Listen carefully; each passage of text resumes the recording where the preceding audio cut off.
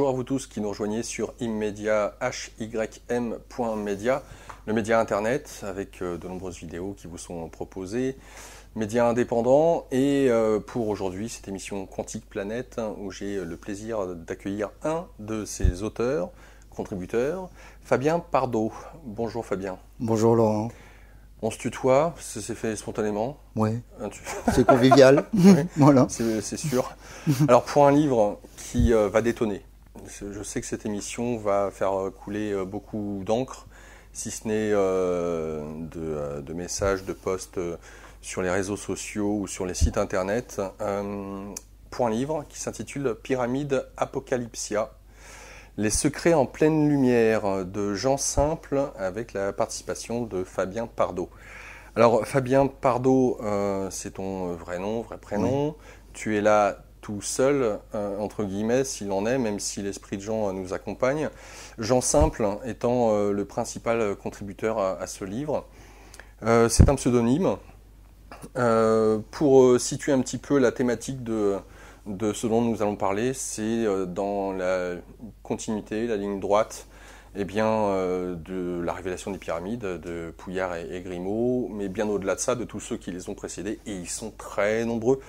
Donc c'est un livre qui est complètement, j'allais dire, surréaliste, dans le sens où, si vous avez vu la révélation des pyramides, vous avez pu voir à quel point les mathématiques, la géométrie, la cosmologie sont importantes, présentes.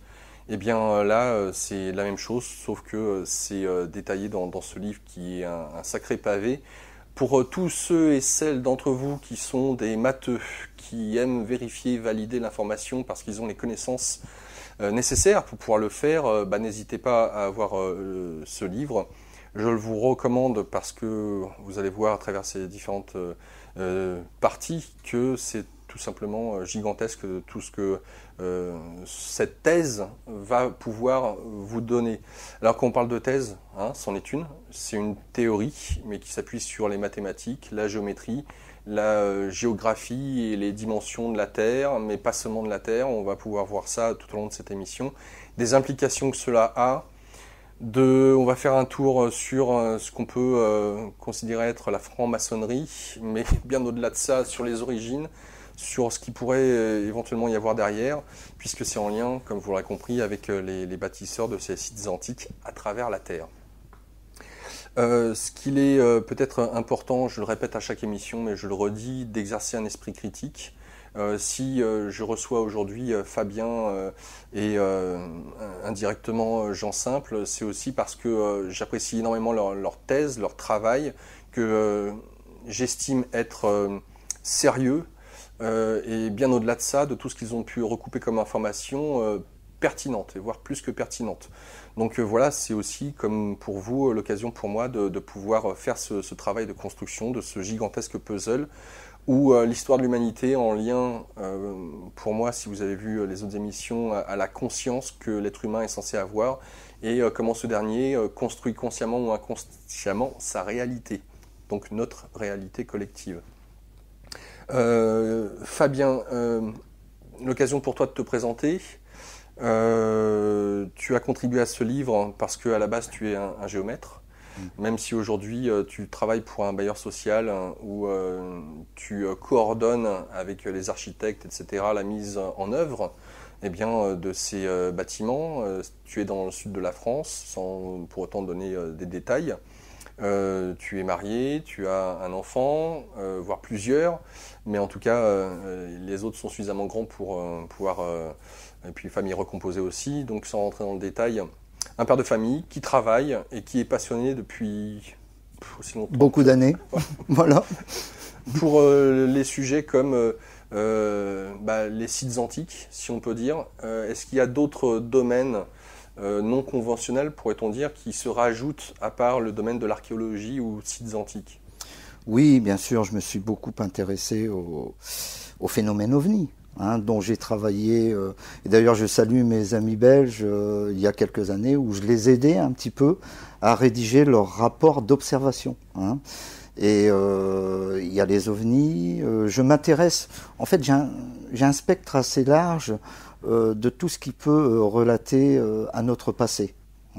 Les ovnis pourraient très bien être apparus à une certaine époque dans notre passé, mais j'ai une prédilection pour tous ces sites antiques, que ce soit la pyramide de Khéops, des pyramides se trouvant un peu partout sur la Terre, ou tous ces autres monuments ayant appartenu au passé. Mais j'ai aussi encore un grand dada, c'est l'astronomie. Ben, on va être servi durant cette L'astronomie où je m'y intéresse depuis de nombreuses années, en tant qu'amateur bien sûr, et en toute modestie. Mais parce que je crois surtout que l'astronomie est la première science de l'homme.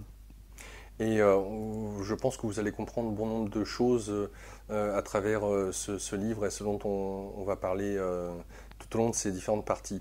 Ce qui peut-être est important, Fabien, c'est de nous raconter comment tu en es venu à découvrir les travaux de Jean Simple et dans un premier temps, nous dire un petit peu qui est cet homme et comment vous avez travaillé ou été amené à travailler ensemble. Alors encore une fois, ça s'est fait par le plus grand des hasards. Parce que bon, je crois que dans la vie, il y a beaucoup de choses qui se font par hasard et on ne sait pas pourquoi elles vous arrivent. Et puis c'est en allant tout simplement sur l'ordinateur où j'ai découvert un article de Jean Simple qui m'a tout de suite séduit. De par le message qu'il essayait de délivrer à l'époque et la théorie qu'il était en train d'exposer. Alors je lui ai tout simplement envoyé un message pour le féliciter de son travail. Et puis tout doucement, nous avons échangé un petit peu sur nos divers points de vue concernant ce message délivré par ces bâtisseurs. Et nous avons tout doucement été amenés à collaborer ensemble. Alors je vous parle de cela il va y avoir maintenant 3 ans. Quand même. 3 ans. Donc ça fait combien de temps que Jean Simple investigue sur quelque part cette théorie ? Alors Jean Simple, lui, travaille depuis beaucoup plus longtemps que moi, est persuadé, ou travaille sur ce message qu'il a délivré au travers de cette théorie, depuis bien plus longtemps que moi. De mon côté, je m'intéressais à ce plateau de Gizeh, mais d'un point de vue plus technique, si vous voulez. En tant que géomètre, ça tombe bien. Voilà. Donc finalement, ce travail est toujours complémentaire. Voilà, c'est ça, c'est cette complémentarité qui, je pense, fait avancer beaucoup de choses. Déjà, ce que je trouve génial, c'est qu'on a des professionnels à travers toi et ton parcours, ce que tu as fait. Et comme tu viens de nous le dire, tu es un passionné de l'astronomie, on va le voir. Et pour ceux qui n'ont pas encore eu connaissance des travaux de Beauval, même si on en voit un petit peu des références dans la révélation des pyramides, qu'il y a un lien direct avec les astres et que les signes du zodiaque sont en lien direct avec toutes ces pyramides à la surface de la Terre. Et bien plus que ça, on y reviendra. Alors, qu'est-ce que tu peux nous dire sur Jean Simple ? Alors, Jean Simple, mais bien évidemment, c'est un pseudonyme. Jean Simple, de toute manière, c'est retranscrit au travers de ce livre, est d'origine berbère. Voilà. Et c'est un homme qui, ne veut pas peut-être se mettre en avant. Je respecte son choix, il veut garder son anonymat.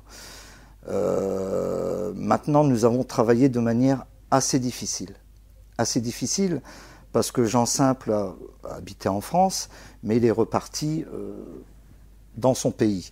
Donc si nous continuons un petit peu à travailler ensemble, il faut savoir que 90% du travail s'est fait via Skype ou par Messenger.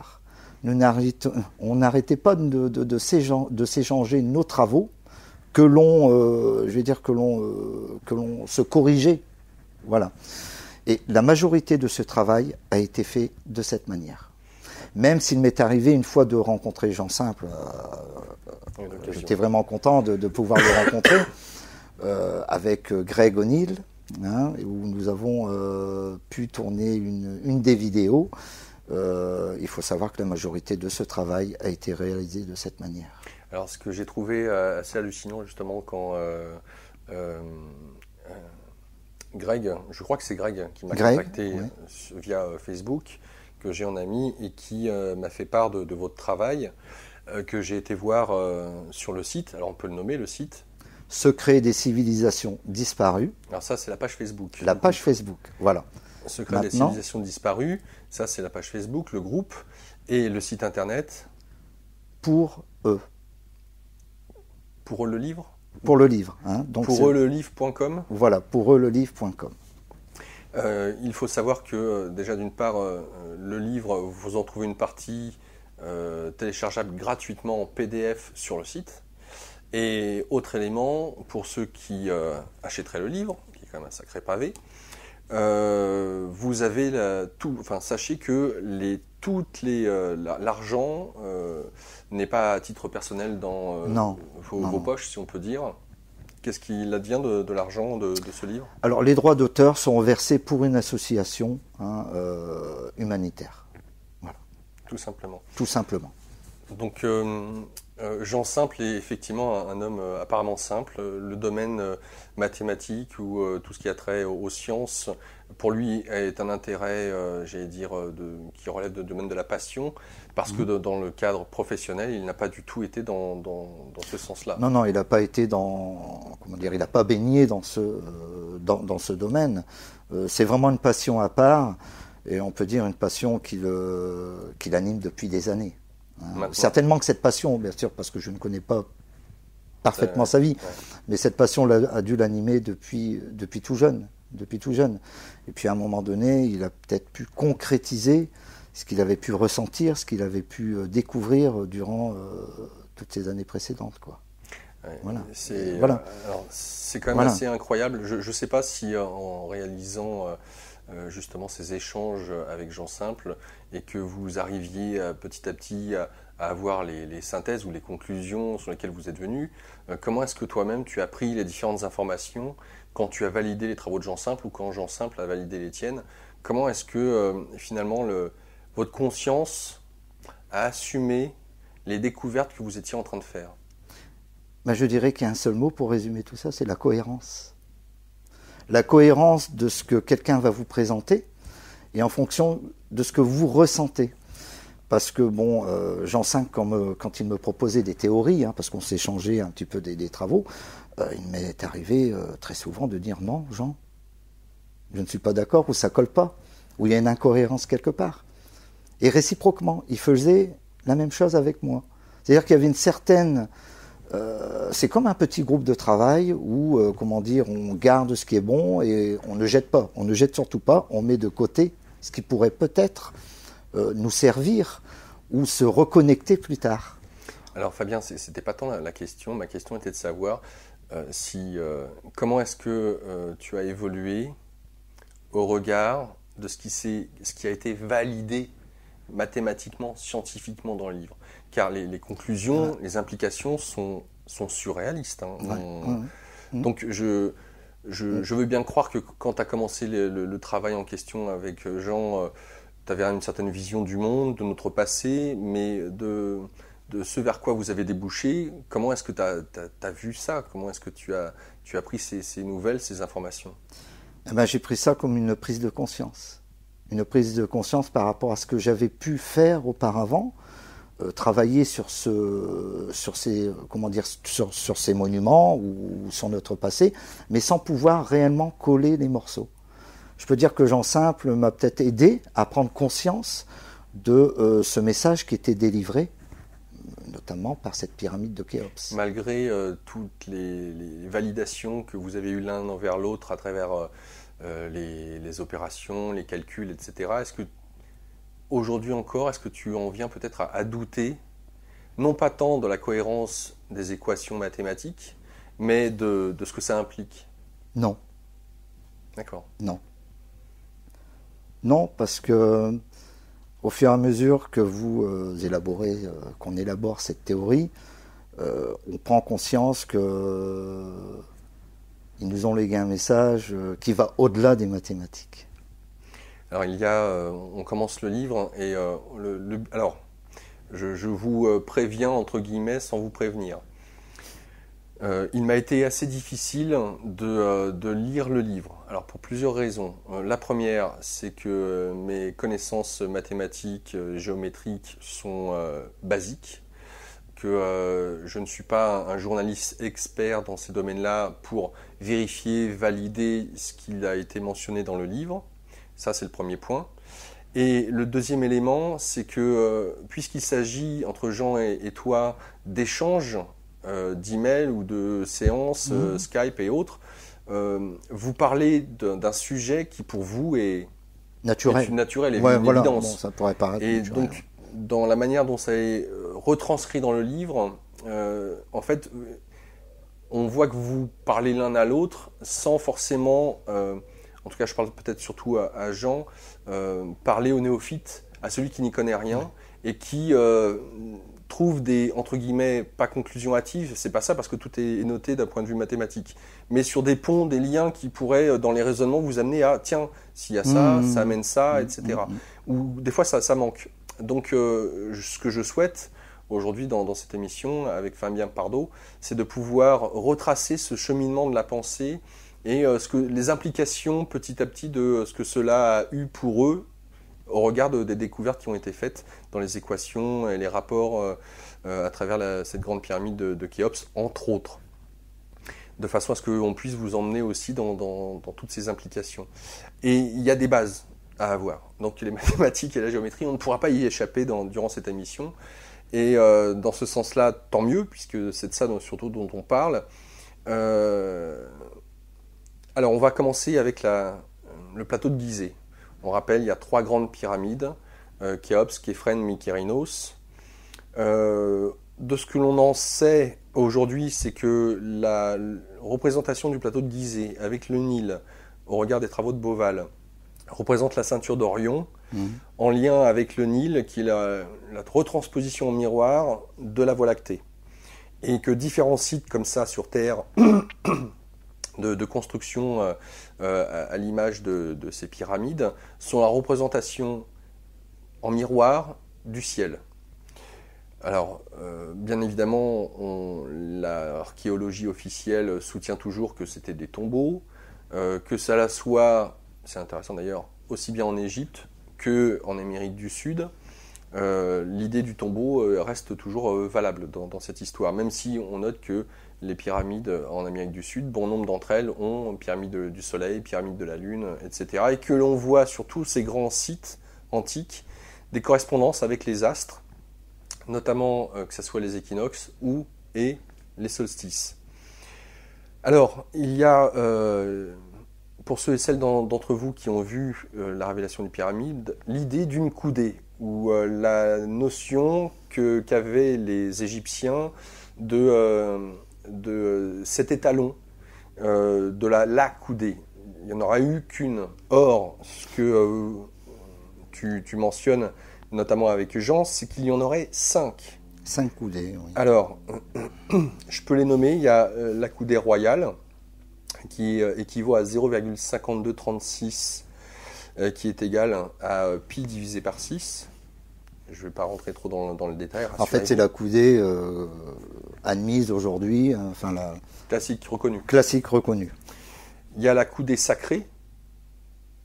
Elle correspond à quoi cette coudée? Parce qu'en fait, si on était parti à la base d'une seule coudée chez les Égyptiens, d'où sortent ces 4 coudées, plus la 5e en question? Ces 4 coudées sortent un petit peu des rapports qui sont liés aux pyramides par rapport aux planètes qui y sont associées. Ah d'accord, voilà. on va carrément là-dedans. Okay. Voilà. Ouais. Alors, là, il y a la coudée sacrée, la coudée rémène, si je prononce bien, la petite coudée, et la 5e, et je ne sais pas si elle porte un nom, j'ai essayé de voir. La codée peut-être, non? Hein? La codée peut-être. La codée? Voilà, qu'il aurait nommé dans le livre. J'ai pas vu. Alors, est-ce qu'on peut expliquer justement, puisqu'on parle des astres et que ces coudées sont en lien avec les astres, qu'est-ce qui a amené Jean ou toi, parce que d'une manière indifférente dans cet exposé qu'on va avoir toi et moi, je ne sais pas forcément qui a trouvé quoi entre Jean et toi, tu vois. Voilà, alors ces coudées ont été définies par Jean, hein. Je ne connaissais pas Jean encore à cette époque, il avait déjà fait une bonne partie du travail, hein. Je suis intervenu au moment où Jean a présenté sa cartographie. Hein, on l'évoquera plus tard. Ouais. Voilà. Mais pour résumer un petit peu ce qu'a écrit Jean, ces coudées se rapprochent par rapport aux dimensions des pyramides, d'accord, au regard des planètes qui y sont associées. Alors, voilà. La première question Ouais. qui pourrait se poser, c'est de quelle pyramide? Quand tu dis les pyramides, on parle uniquement des Des trois pyramides. Voilà. Hein, les trois pyramides remarquables du plateau, que sont Khéops, Képhren et Mykérinos. Voilà. D'où est venue l'idée, si tu le sais, de Jean Simple, de se dire que chaque pyramide représentait une coudée? Pourquoi ne pas garder à l'esprit une coudée pour les trois? Eh bien, tout simplement parce que au point de départ, Jean Simple a toujours été persuadé, et d'ailleurs j'y suis aussi, que la pyramide de Khéops, le point de départ de tout, représente une planète, notre Terre. Donc il est parti de principe, il s'est dit, si jamais la pyramide de Khéops est une représentation de la Terre, pourquoi les deux autres pyramides ne représenteraient-ils pas un astre? Cette idée est partie de là. D'accord. Okay. Voilà. Alors, il y a... et d'ailleurs, je ne sais pas comment il en est venu à ça, parce que la représentation géométrique de la Terre, oui, au sein de la pyramide de Khéops, oui, parce que c'est la principale, oui, c'est celle qui représente la Terre.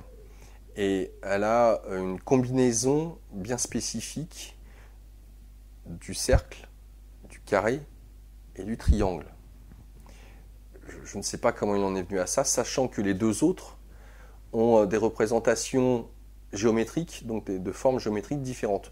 Je vais faire l'impasse sur celle de Képhren pour l'instant, mais je prends celle de Mykérinos, qui est la plus petite des trois, qui en fait représente la Lune, et qui a pour symbole le carré. Alors, ces trois pyramides, il en est venu à les associer à des planètes de par leur taille déjà. De par leur taille. Si tu veux, il a calculé un rapport de proportion entre la pyramide de Khéops et la Terre. Ça lui a donné une proportion. Et cette proportion, il a tout simplement appliqué, on en parlera à Képhren et à Mykérinos, qui, au regard des planètes de notre système solaire, correspondent à la Lune pour Mykérinos et à un autre astre pour Képhren. Alors, ce qui est intéressant, c'est qu'il cherchait justement Képhren à quoi pouvait correspondre cette pyramide, à quelle association on pouvait en faire des planètes du système solaire, et il n'y en a pas une qui rentrait dans le lot. Donc, la certitude qu'il avait, si j'entends son déroulement de pensée, c'était que la pyramide de Khéops représentait la Terre. Alors, ce qui est super étonnant dans cette histoire, c'est que la représentation symbolique de la Terre, mais aussi mathématique de la Terre. Bien sûr. D'où le fait que la pyramide de Khéops représente le cercle, le carré et le triangle. Qui sont les trois formes de base dans le monde dans lequel nous vivons actuellement. Si on regarde une table, qu'elle soit rectangle, c'est la combinaison de deux carrés. Tu vas prendre un stylo, c'est la combinaison d'un cercle. Et voilà, donc ce sont les trois formes de base qui sont représentées initialement dans Khéops et qui représentent la Terre. Forcément, si on vous dit que la Terre est représentée à travers ces trois figures géométriques, j'imagine que vous pensez aussi à l'homme de Vétruve, de Léonard de Vinci, où on voit effectivement le triangle qui représente l'homme, avec le cercle et le carré, les uns dans trois formes de base, les trois formes géométriques de base. Alors ce qui est intéressant, c'est que la Lune représente le carré avec une coudée de 0,40. Et la pyramide de Képhren, elle... alors on va y revenir. On va mettre la pyramide de Képhren pour l'instant de côté parce que les implications sont assez importantes et c'est toute une émission à part entière. Ce qui est intéressant, c'est qu'on a le cercle qui représenterait le Soleil avec une coudée de 0,51. On a le carré qui représente la Lune avec une coudée de 0,40. Et on a donc le triangle avec une coudée de 0,455. Si je ne me trompe pas. Hein. Et l'association des trois donc donne le triangle, ce serait donc la Terre. Alors, cette cinquième coudée, parce que j'entends un peu surtout qu'on va avoir l'occasion de voir que ça s'est vérifié, c'est pas tant là juste une théorie, mais mathématiquement parlant, on a cette validation que la Terre est bien Khéops, que Mykérinos est bien la Lune, et que Képhren est ce fameux troisième astre qui ne fait pas partie du système solaire. Qui n'est pas représenté. Voilà, proportionnellement, on va dire qu'il n'est pas représenté. Voilà, et c'est ça qui est important de préciser. Pourquoi chercher une cinquième coudée? Enfin, est-ce qu'il a cherché une cinquième coudée? Mais pourquoi a eu-t-il l'idée de chercher une cinquième coudée? Cette cinquième coudée, c'est simplement la synthèse des 4 autres. Alors, ce qui est aussi intéressant, c'est que, je pense que c'est Jean Simple qui a eu cette idée, c'est qu'on va partir à l'observatoire de Greenwich, en Angleterre, et qu'il y a sur l'entrée de l'observatoire un mur, vous le voyez en photo, et sur ce mur, c'est intéressant parce qu'il y a 5 étalons. Voilà.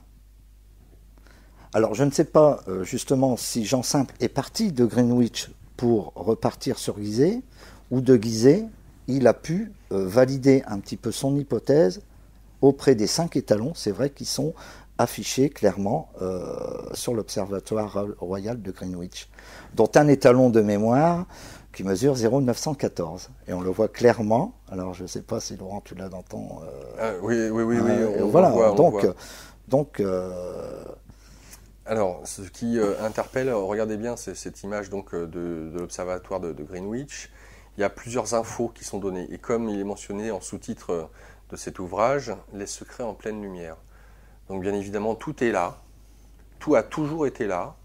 Mais pour le néophyte, eh bien forcément, ça passe inaperçu. Ce qui est intéressant, c'est que...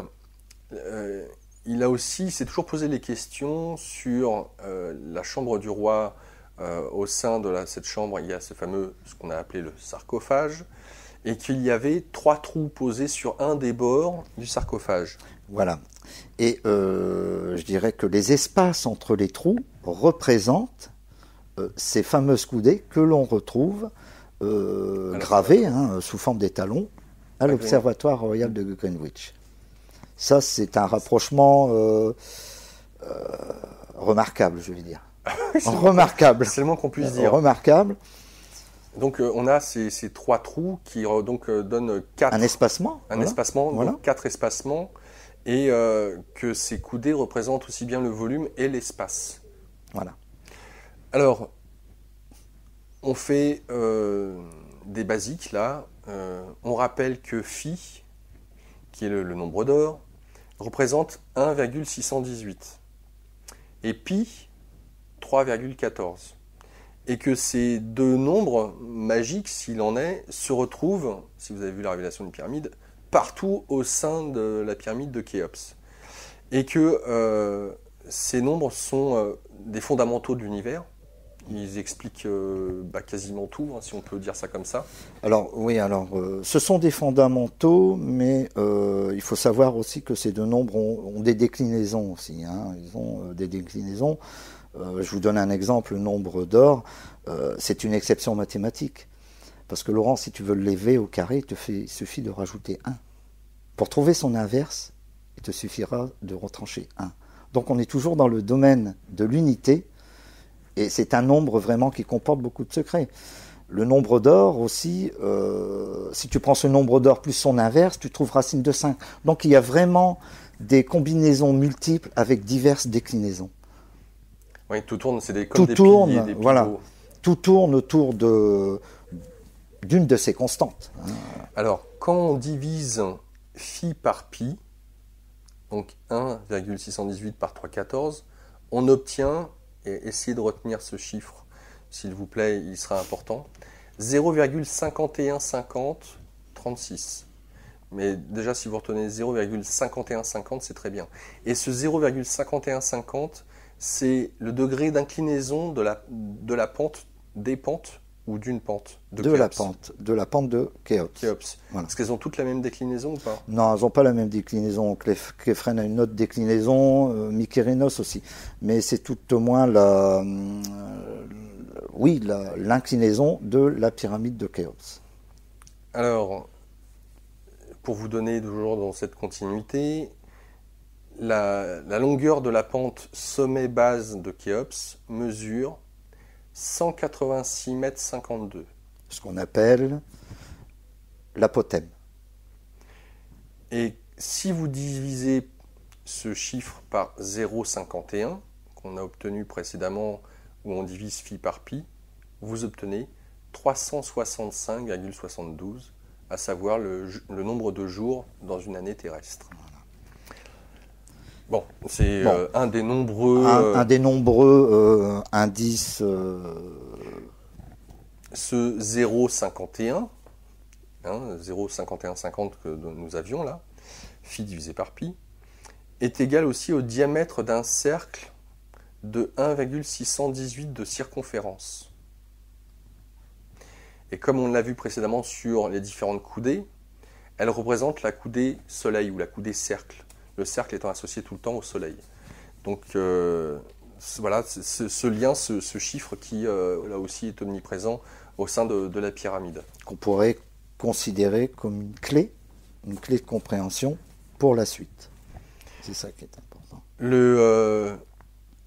La coudée carrée ou lune, ce qui reviendrait au même, à savoir 0,40, c'est égal au côté d'un carré de périmètre 1,618. On retrouve phi. Mais c'est aussi égal à la coudée de la lune, ce coudé carré.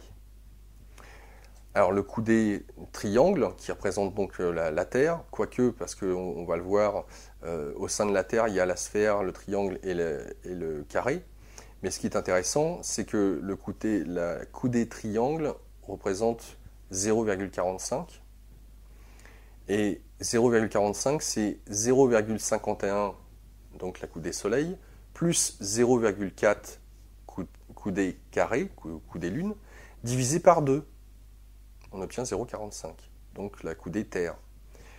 Donc coudée soleil plus coudée lune divisé par 2, on obtient la coudée triangle ou coudée terre. 0,45, je le rappelle.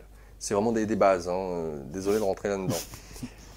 La base de Khéops, de côté, compte 451 coudées soleil, et non pas 450.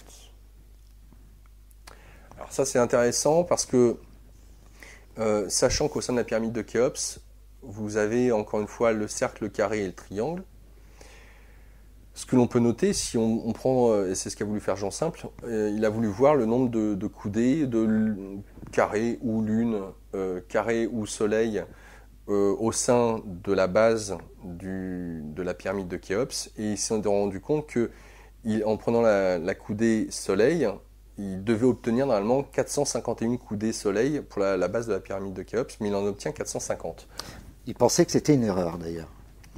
Mais on fait un petit écho, on y reviendra tout à l'heure, et j'imagine que vous avez, pour ceux qui font certaines recherches, entendu parler, par exemple, de la taille de la Tour Eiffel ou de la taille de la Statue de la Liberté, entre autres. Il y a plein de monuments sur Terre qui obtiennent une certaine hauteur, longueur, mais avec le fameux plus 1.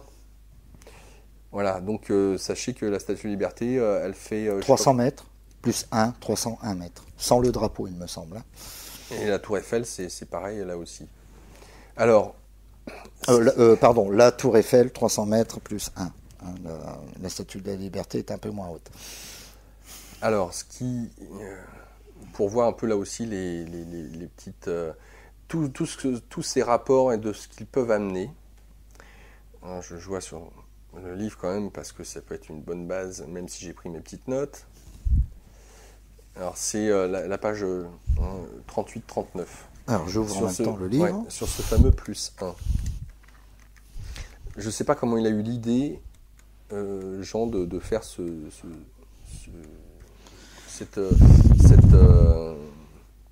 cette comparaison. Je sais pas, ouais. Alors, voilà. Association. Cette association, ouais. Ce que s'est dit Jean, donc apparemment, c'est que il s'est dit bon, en admettant que ça soit pas une erreur, parce que nombreuses fois dans le livre, Jean justement parle de cet élan un petit peu qu'il pouvait avoir, un peu passionnel, de vouloir arriver ou déboucher sur certains résultats, mais qui ne rentrait pas, bien entendu, dans ce qu'il pouvait imaginer. Et puis, toujours de revenir sur l'observation, parce que les mathématiques ne trompent pas, et que s'il obtenait un chiffre qui ne rentrait pas dans ce que lui avait imaginé, c'est qu'il y avait une raison.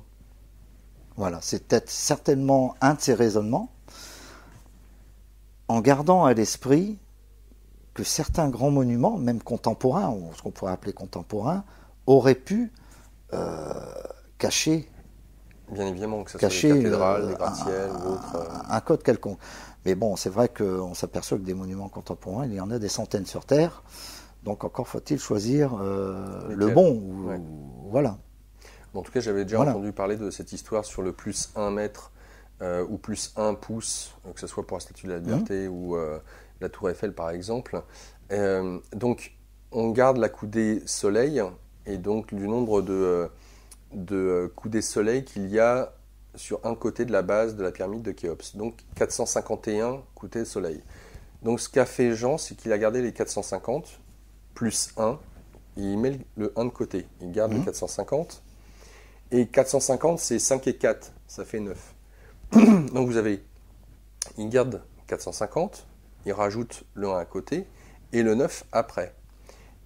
Et quand on multiplie individuellement ces trois nombres, 450, 1 et 9, par 4, qui est le périmètre de la base de la pyramide, bien évidemment, on obtient 450 x 4, 1800, 1 x 4, 4, et 9 x 4, 36. Vous prenez le 1,0 de 1800 et vous le déplacez à 36 et vous obtenez 180, 4, 360. Et vous obtenez donc 180, c'est le nombre de degrés d'un triangle, bien évidemment. 4, c'est le carré de côté. Et 360, on parle de degrés au sein d'un cercle. C'est ce qui amène à penser justement cette corrélation qu'il y a sur le fait que cette pyramide de Khéops représente aussi bien le carré, le soleil, enfin le carré ou la lune, le soleil ou le cercle, et le triangle ou la terre. Et c'est là où je trouve qui est magnifique, page 40-41 pour la petite info, Fabien, c'est que ce que nous dit Jean, c'est que la terre est un carré. Dans le symbole de la maison, le carré a toujours représenté la maison. Donc le carré, symboliquement la maison pour la terre, par ses dimensions. Elle est, la terre, aussi une sphère, par sa nature. Et la pyramide est l'union parfaite de ces deux figures. Ouais. C'est quand même assez énorme.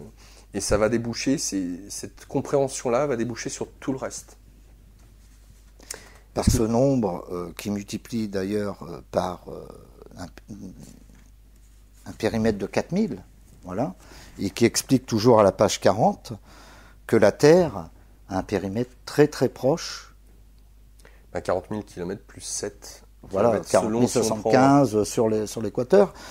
Mais on pourrait se dire pourquoi les bâtisseurs se sont-ils embêtés quelque part à travailler avec un périmètre de 40 075, alors que 40 000 km, c'était parfait pour...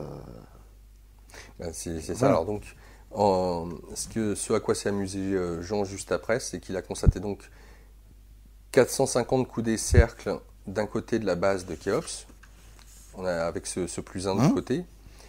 On a, en prenant toujours un côté de la base de Khéops, 1000 coudées triangles, donc coudées terre. Donc, un carré de côté 1000 donne un périmètre de 4000.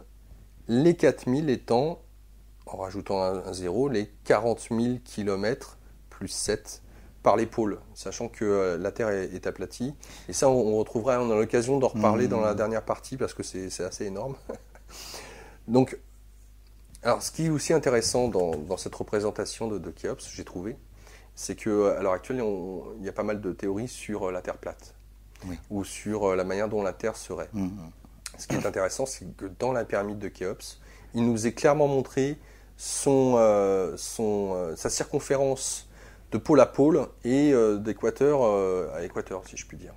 Donc là, on a vraiment la compréhension que la Terre n'est pas une sphère parfaite, qu'elle est aplatie au sommet. Légèrement aplatie au pôle, parce que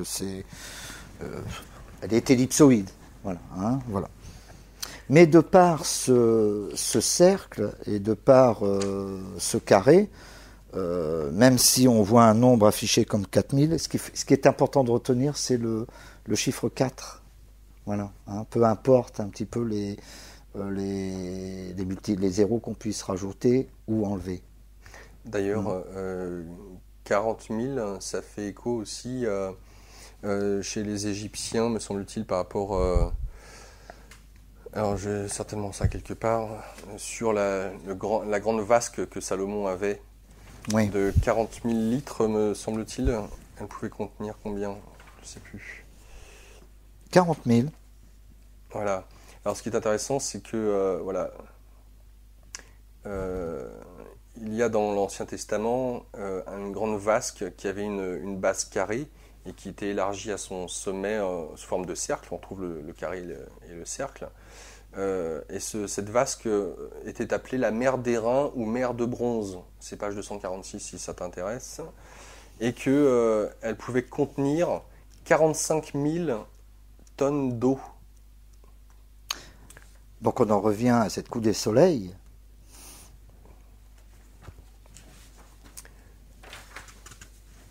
Parce que Jean Simple explique 45 000 tonnes d'eau. Il explique aussi un petit peu plus loin dans le livre que cette pyramide, symboliquement, symbolisait le déluge par un mécanisme. Alors c'est effectivement, c'est pas plus mal d'en parler maintenant, Fabien. Ouais. C'est en tout cas pour donner un petit peu la synthèse du travail, c'est que c'est une sorte d'hommage, cette pyramide, à tous ceux qui sont morts du déluge. Et la pyramide nous donne exactement la date à laquelle s'est passé de surcroît le déluge, mais pas que. Nous avertit en même temps d'un événement à venir, et tout est inscrit au sein de ce complexe pyramidal qui est le plateau de Gizeh, mais pas seulement, parce que ce que vous avez découvert en fait, c'est que la position de la chambre du roi et de la reine à l'intérieur de la pyramide, puisqu'on parle que cette pyramide représente la Terre, était tout simplement la représentation de l'Atlantide avant le déluge, et de la position de l'Atlantide après le déluge. Et que l'Atlantide, c'est l'Antarctique. Voilà. L'Antarctique, également étayé par les textes de Platon, dont Jean Simple a mis beaucoup d'extraits. Voilà, il a mis beaucoup d'extraits. Parce que c'est vrai que les textes de Platon, il les a écrits il y a très très longtemps, mais c'est un petit peu comme la Bible. On peut les interpréter aussi comme on veut. Les noms ont-ils vraiment été... est-ce qu'on peut vraiment se rapprocher des noms évoqués D'ailleurs, j'avais fait un petit travail d'analyse de texte pour essayer de conforter ce qu'avait écrit Jean sur la position de l'Atlantide par une simple description de 3 lignes de Platon où il explique que déjà l'Atlantide était, enfin du moins la capitale était de forme oblongue. Voilà. Oblongue, c'est pas un cercle, c'est pas une ellipse. Voilà, oblongue, c'est la forme d'un stade. C'est la forme d'un stade. Oblongue, c'est une forme bien particulière. Ensuite, il décrit la longueur de mémoire. En partant du centre ou pas? La longueur d'un côté. Donc, il y a, si tu veux, il y a des indices qui permettent de retracer un petit peu le... Un petit peu, mais c'est énorme. Voilà. Ce ne sont pas que des indices littéraires. On a quand même des longueurs de 3000 stades. Il parle d'une arête d'un côté. Il parle très bien d'un côté. Il parle de forme oblongue. Donc on peut... On parle des montagnes de la mer. On parle des montagnes, donc on peut arriver un petit peu à matérialiser. Un peu beaucoup même, je trouve. Beaucoup. Parce que là, pour le coup, si on parle de l'Atlantide et notamment comment elle était située et la description qu'en fait Platon. Aujourd'hui, avec les satellites, on peut voir ce qui se passe sous la glace. Et puisqu'on vient de vous dire que l'Atlantide, en fait, c'était l'Antarctique, le continent, on peut aujourd'hui voir ce qu'il y a sous la glace et la forme du continent antarctique sans la glace. Et on voit cette fameuse plaine qui est gigantesque, hein, Voilà. entourée de montagnes très très hautes Voilà. et au bord de la mer. Et on voit donc et tout est inscrit dans la pyramide de Khéops. Tout était inscrit dans la pyramide de Khéops. Alors je voulais revenir un petit peu sur cette cartographie de l'Antarctique.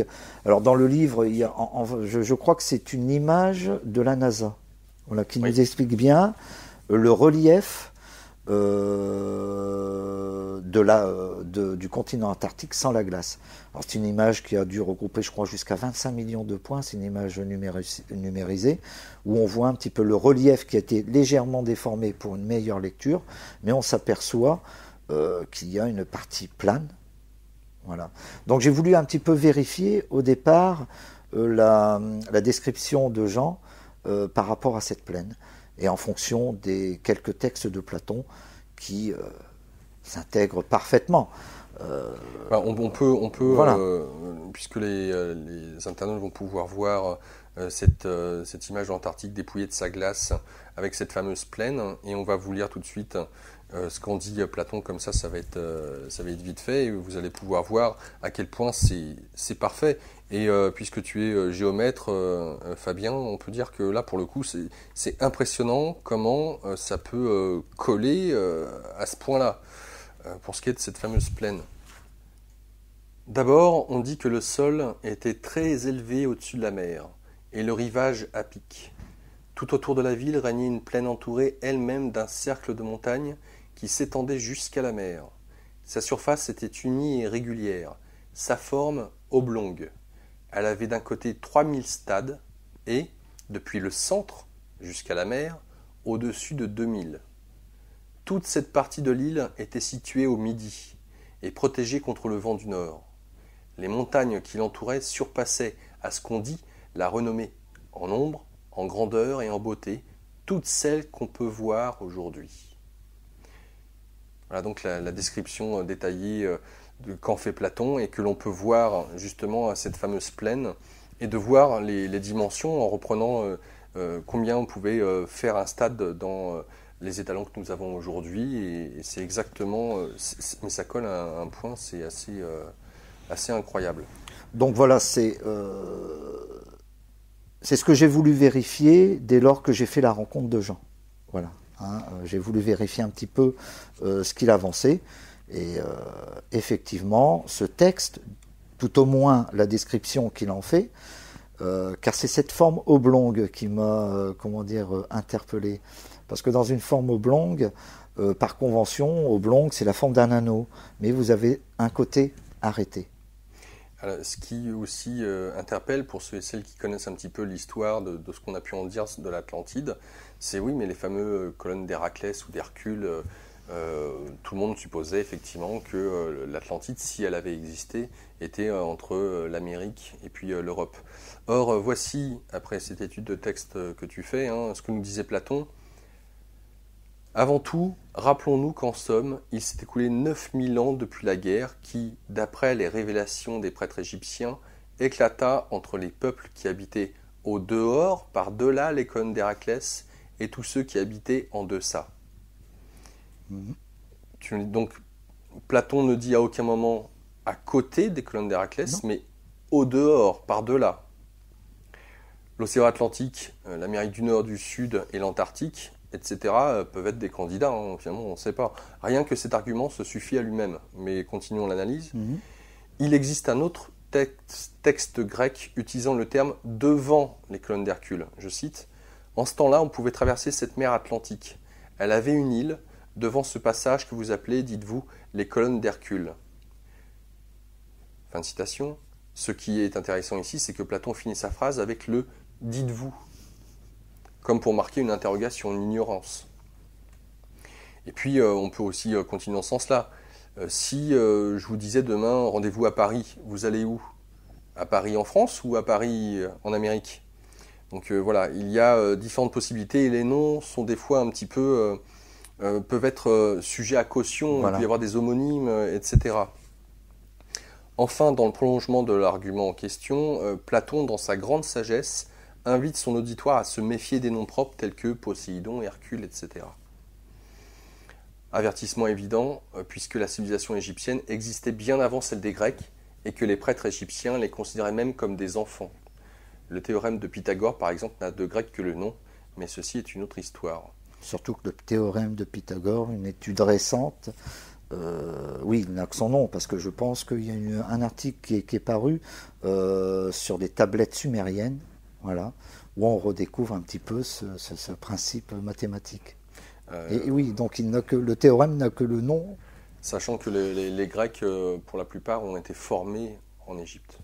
Je parle de ces grands sages qui étaient à la fois mathématiciens, astrologues, philosophes et astronomes. Donc voilà, il y a tout. Et puis il y a un autre texte dont je ne vous fais pas part, où justement Platon a averti justement sur les noms propres et ce qu'ils peuvent véhiculer au regard des dates et des siècles qui passent et de comment on peut interpréter les choses. Donc c'est aussi impressionnant de voir que l'Atlantide, ce continent englouti, l'a été d'une certaine manière, mais pas que, mais qu'aujourd'hui sous la glace, au pôle sud. Et on peut se dire, bien évidemment, pour tous ceux et celles qui prennent l'info en pleine figure, mais ouais, c'est bien gentil, mais au pôle sud, qu'on sache, il y a de la neige, il y a de la glace, et des fois plusieurs kilomètres de glace sur le continent. Donc, plus de 2 km d'épaisseur. Alors, voilà, d'où ça vient. Voilà. Et cependant, il y a des cartes. Alors, tout le monde, plus ou moins, je pense, connaît la carte de Piréréis, donc, qui date de 1513, vous voyez l'image. Qui était un navigateur turc. Ottoman, oui. Voilà. Et donc 1513, on voit à quel point le détail des contours des continents est déjà d'une précision incroyable, sans compter que je me rappelle avoir abordé cette carte avec un peu plus de détails, où on voit des altitudes directement au sein de la carte en elle-même, ce qui n'est pas possible, à moins peut-être d'avoir eu un avion ou quelque chose. Voilà. Alors ce qui est intéressant dans cette carte, bon, c'est la proximité, bien évidemment, de l'Antarctique avec l'Afrique. Mais ce qui est important, c'est, comme tu le dis, Laurent, c'est tous ces reliefs, aussi ces fleuves qui vont se jeter dans la mer. Et cette carte a vraiment été, je crois, validée par des cartographes, quoi. La précision et et les détails sont vraiment déconcertants. À l'image de celles qu'on pourrait avoir avec des satellites aujourd'hui. Voilà. Mais il y en a deux autres cartes qui sont encore plus perturbantes. Il y a celle d'Oronsfein, si je prononce bien. Oui, Oronsfein, bon voilà. 1531. Qui est un cartographe français. Ah, d'accord. Voilà. Donc 1531, donc là aussi c'est assez surréaliste, parce que cette dernière, avec la carte de Ferdinand Verbiest, qui elle date de 1664, toutes les deux. Alors Ferdinand Verbiest, c'est un jésuite qui a vécu en Chine et qui a offert au roi, un empereur chinois, cette carte qui est sans doute, alors il faudrait peut-être bien comprendre que toutes ces cartes ont une origine mystérieuse, mais qui sont sans doute des copies de copies de copies de copies. Alors, quand on regarde justement cette carte, qu'est-ce qu'on peut noter? C'est que l'Antarctique est très proche de l'Afrique, voire on reconnaît tout de suite l'île de Madagascar, et surtout qu'elle touche l'Amérique du Sud. Et sur l'une d'entre elles, alors je ne sais plus si c'est la carte d'Oronsfein ou de Ferdinand Verbiest, on voit littéralement des animaux. C'est Verbiest. Verbiest, où on voit des animaux, un castor normalement, si je me souviens bien des animaux, enfin des mammifères, on voit un tas de mammifères, alors que l'Amérique du Nord, il n'y a aucune représentation d'animaux.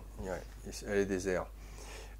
Donc, quid et on peut, bien entendu, la suite des questions s'enchaîne, on se dit, mais comment un continent qui est proche de l'Amérique du Sud, proche de l'Afrique du Sud, les lignes de Madagascar, a pu se retrouver aussi loin, en l'occurrence de l'Afrique, et puis c'est quand même éloigné de l'Amérique du Sud, mine de rien. En fait, il s'est écarté de ces deux continents.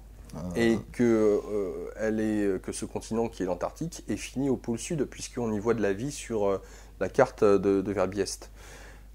Donc toutes ces questions sont là et émergent, ne serait-ce que par rapport à ce dont on vient de parler, de mentionner. Alors il y a différentes théories là-dessus pour expliquer comment justement l'Antarctique a pu se décaler à ce point-là. Notamment avec la théorie de Charles Hapgood qui a été appuyée par Einstein. Est-ce que tu peux nous en faire part? Oui, alors Charles Hapgood, il faut remonter dans les années 50. Charles Hapgood a émis la théorie que l'écorce terrestre, pour résumer, pouvait glisser et forcément les continents modifier leur apparence ou leur position. Donc Charles Hapgood a été en correspondance avec Einstein, et Einstein a été complètement séduit par cette théorie, et il a sorti un livre dont la préface a été écrite ou rédigée par Einstein. Donc c'est une théorie de déplacement en fait de l'axe de rotation de la Terre qui entraînerait un basculement de l'écorce terrestre. D'où un déplacement d'un ou plusieurs continents. Maintenant, il est difficile de connaître un petit peu la configuration s'il y avait prochainement un basculement de l'axe de rotation de la Terre, si l'écorce terrestre devait bouger, c'est quand même aléatoire. Les dispositions restent aléatoires. Donc il est très difficile quand même de connaître la précédente disposition de ces continents.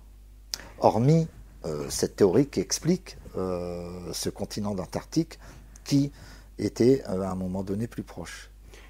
Ce que va mettre en perspective la théorie de Jean et toi, c'est que l'Antarctique non seulement était plus proche de l'Afrique et de l'Amérique du Sud, ouais, mais qu'en plus elle était limite au niveau de l'équateur, elle était tropicale. Juste en dessous de l'équateur. Elle était à peu près à 40 degrés de latitude, à 10 degrés en dessous de l'équateur, ce qui reste malgré tout un climat tempéré. Alors voilà, là, vous pouvez voir l'image de la position de l'Antarctique telle qu'elle devait être vis-à-vis de l'Afrique et de l'Amérique du Sud, et avant qu'il y ait ce fameux équateur penché. Équateur plancher, on va dire déplacement, inclinaison de l'axe de rotation de la Terre qui a généré un déplacement tout au moins de ce continent, et voire d'autres comme l'Amérique, cette séparation de l'Amérique. Hypothèse bien sûr qui n'est pas dans les... Alors, la question qui se pose, c'est comment Jean a pu avoir l'idée de se dire que l'Antarctique était l'Atlantide. Et alors là, c'est un truc de dingue, parce que si on prend en considération que la pyramide de Khéops est la représentation de la Terre, aussi bien symbolique que mathématique, comme on l'a vu à l'instant, tout s'explique. Alors, j'aimerais que tu nous expliques, s'il te plaît, Fabien, quel a été le principe de compréhension de ce que était la pyramide, représentation géographique de la Terre. Qu'est-ce que vous avez fait, ou Jean, qu'est-ce qu'il a proposé comme théorie? Alors, Jean, au départ, avait proposé que la pyramide de Khéops, par rapport à tout ce qu'il avait pu écrire avant, ne pouvait être, si elle représente la Terre, ne pouvait être également qu'une carte. Une carte géographique par la structure interne de ce monument.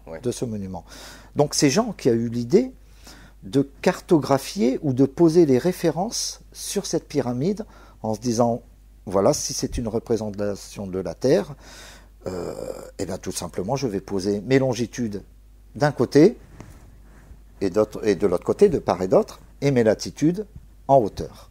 Et c'est de là qu'il est arrivé à positionner ce continent de l'Antarctique par rapport à cette cartographie. Mais pas seulement ça, parce qu'il y a quelque chose d'important et qui a été le point de départ de toute sa théorie. Je t'en prie. Voilà. Le point de départ de toute sa théorie, ça a été la chambre de la reine. Voilà. Ou pour lui, la chambre de la reine, où il a demandé à un enfant, à son fils, Que représentait? Qu'est-ce qu'il voyait? Qu'est-ce qu'il voyait? Et ça a été le point de départ de toute sa théorie. Parce que son fils lui a répondu, eh bien c'est une maison. En toute simplicité. Sans compter que la chambre de la reine est pile poil dans l'axe. Elle est pile poil dans l'axe de la pyramide, et que la chambre du roi, hein, la chambre de décharge du dessus, est légèrement décalée. Donc ça a été sa première réflexion. Ça a été le point de départ de toute sa théorie, qui lui a, enfin, en ce qui concerne géographiquement, la position de l'Atlantide sur le continent antarctique.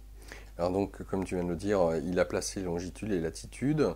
Ce qui est intéressant de noter, c'est que aussi bien on a effectivement la représentation symbolique d'une maison avec la chambre de la reine, voilà. Mais que devient le sommet du toit? Eh bien là aussi, on voit une flèche. Une flèche. Une flèche. Parce que si la maison est symbolisée, enfin je parle de la chambre de la reine, par un carré, que signifient ces deux chevrons? Eh bien, alors, les deux chevrons, ça, on parle pour la chambre du roi. De la reine. De la reine, elle a deux chevrons? Ah voilà. Oui, de part et d'autre. Voilà, de part et d'autre. D'accord. Hein? Donc on a ainsi la forme d'une flèche. Et cette flèche, si on... voit le sommet de la flèche. Le sommet de la flèche. Cette flèche, si on déploie cette pyramide en effet miroir, cette flèche nous indique un emplacement bien précis au niveau de la chambre de la reine qui se trouve... qui trouve le continent avant son déplacement. Et la chambre du roi, avec toujours ce déploiement en effet miroir, nous indique l'Antarctique après déplacement. Parce que ce qu'il y a au-dessus de la chambre du roi, justement, c'est pas tant une flèche, parce qu'il y a, trois étages. Plusieurs niveaux, voilà. Exactement. Il y a plusieurs niveaux. Hein, alors pourquoi est-ce que les bâtisseurs ont voulu mettre plusieurs niveaux? Qu'est-ce qu'ils voulaient montrer par là?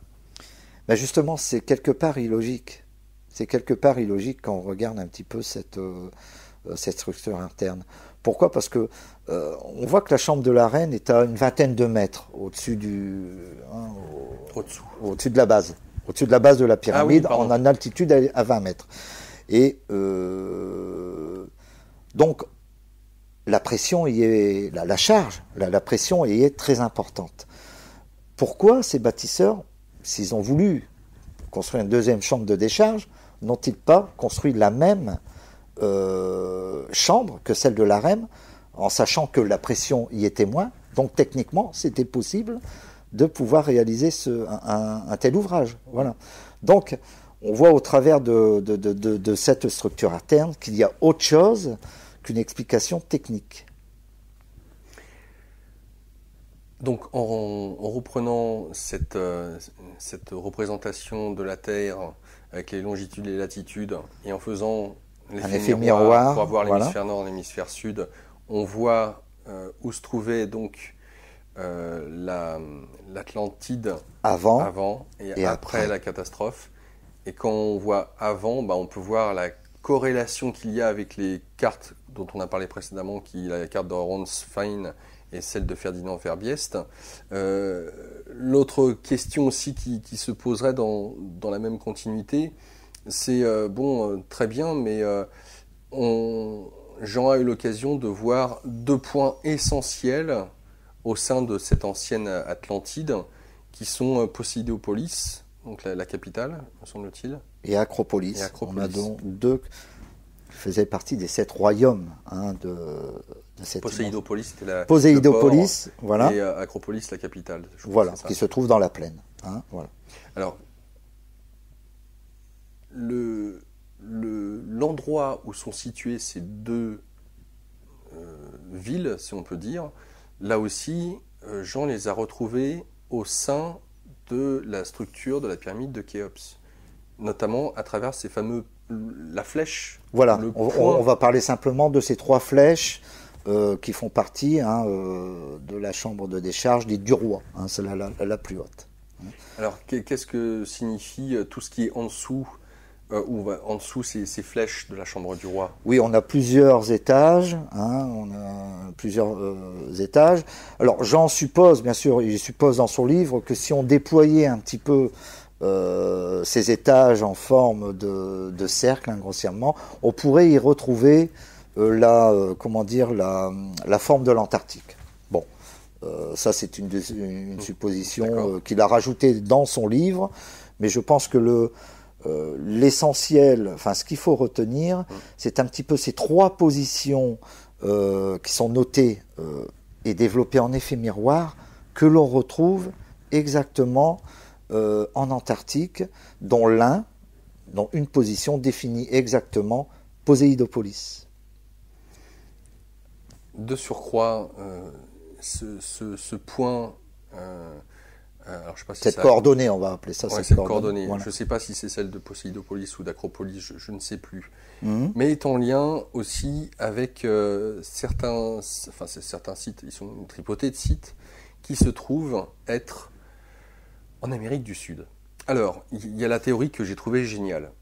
Ce qu'il faut savoir aujourd'hui, c'est que tous les grands spécialistes, archéologues, etc., se sont toujours posé la question, mais qu'est-ce qu'ils ont été construire des cités en Amérique du Sud à des sommets comme le Machu Picchu qui est élevé à 4000-5000 mètres, où on supposait justement que c'était un observatoire. Et toutes les grandes villes sont situées dans les hauteurs, alors qu'ils auraient quand même c'est quand même plus facile d'ériger des villes ou des pyramides dans les plaines. Voilà. Parce que quand on parle de ces premiers vestiges antiques, qui sont bien plus vieux que celles qui se trouvent dans les plaines, justement, avec Chichen Itza, etc., qui viennent bien après celles qui ont été construites dans les Andes et qui sont sur toute la cordillère des Andes. On retrouve notamment, c'est gigantesque, hein, l'Amérique du Sud, c'est 17 millions de kilomètres, pour donner un ordre d'idée. L'Antarctique, c'est 14 millions de kilomètres. Et l'Europe, c'est 10 millions de kilomètres. Sur l'ensemble de la cordillère des Andes, donc là on parle en je ne sais pas combien de milliers de kilomètres, on a cette fameuse route Maya qui, tout le long, qui traverse des montagnes, qui a des sommets gigantesques avec des pavés bien construits comme les routes romaines dans le temps. Et ça devait être un travail, pourrait-on penser, aujourd'hui, travail de titan, de construire sur des milliers et des milliers de kilomètres ce genre de route. Sur des sommets assez escarpés, alors qu'ils avaient toute la liberté de pouvoir réaliser ça dans les plaines. Dans les plaines. Donc ce questionnement, déjà, je le trouve génial de la part des scientifiques d'aujourd'hui. Bah oui. Parce qu'ils ont été s'emmerder à des 4000 mètres d'altitude dans des conditions de travail incroyables. Ont-ils eu peur de quelque chose? Voulaient-ils se protéger de quelque chose? Et là, ça devient beaucoup plus logique quand on parle justement de déluge et de l'eau qui serait montée très très haut.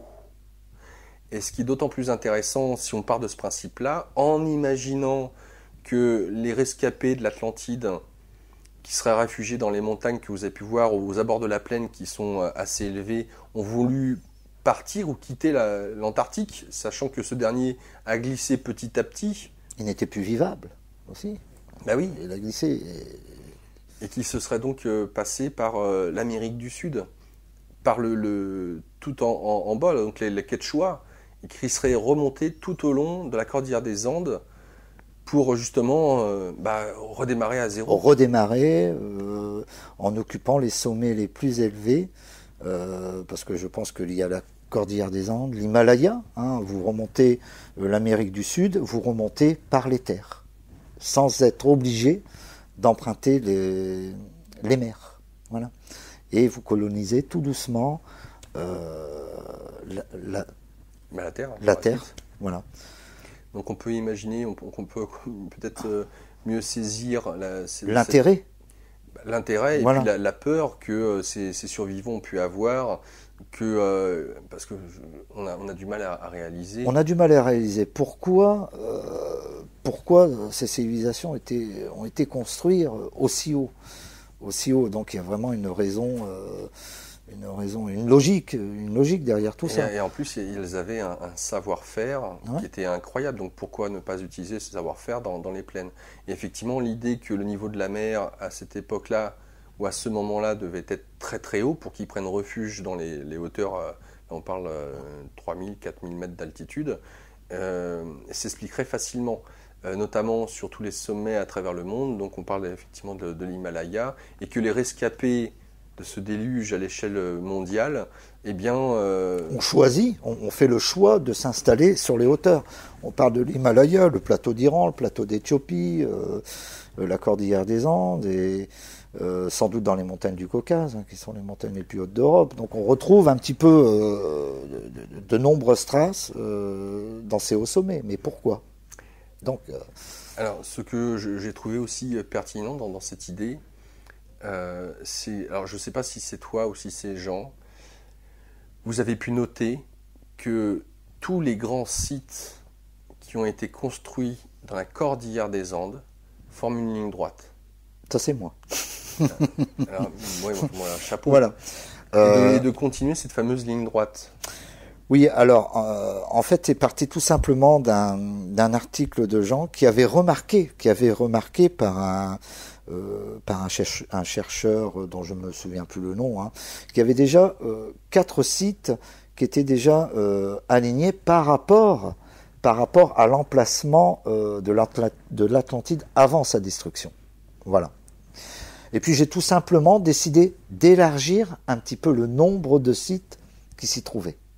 Et je suis arrivé à une quinzaine de ruines, plus ou moins connues, mais de sites parfaitement alignés et passant par ce point de l'Atlantide avant son déplacement.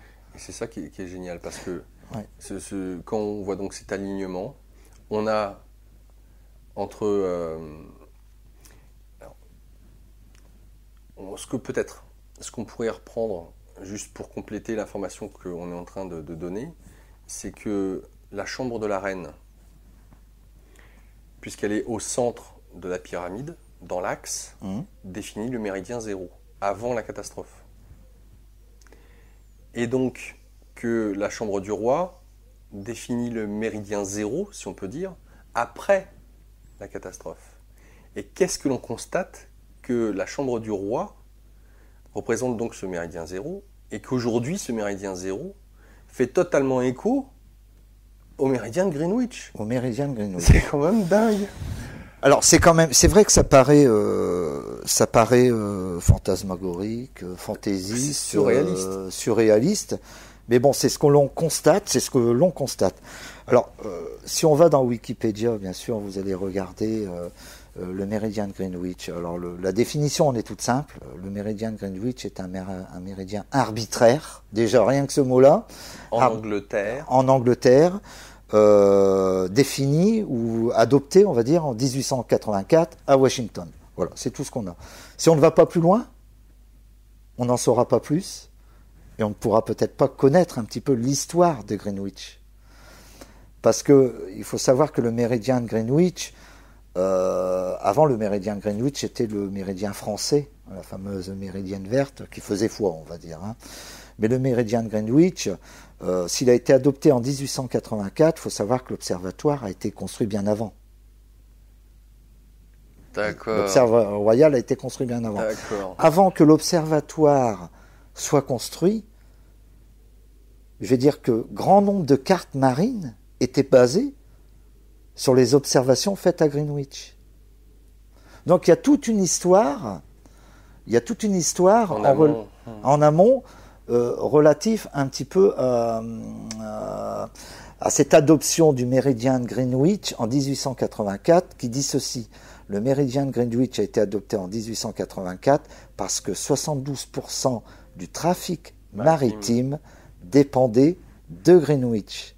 Qui dit trafic maritime dit navigation. Qui dit navigation dit carte. Qui dit carte dit observation astronomique. Donc il y a tout un cheminement à faire historique, pour voir historique, le pourquoi pour comparer un petit peu ce qu'on vous dit dans la définition conventionnelle est un méridien arbitraire. Oui. Donc pas si arbitraire que ça. Alors ce qui est d'autant plus surréaliste, puisqu'on sait que donc finalement entre la chambre du roi et la chambre de la reine, on a le méridien 0 avant et après la catastrophe. Voilà. Que le nouveau donc chambre du roi correspond pile poil au méridien de Greenwich, et que, truc de dingue, puisqu'on parlait de tous ces bâtiments, ces constructions gigantesques dans les Andes et qui forment une ligne droite. Et quand on prolonge la ligne droite qui descend donc dans l'hémisphère sud et qui va aller là où croiser le méridien de Greenwich à angle droit. À 90 degrés. À 90 degrés exactement.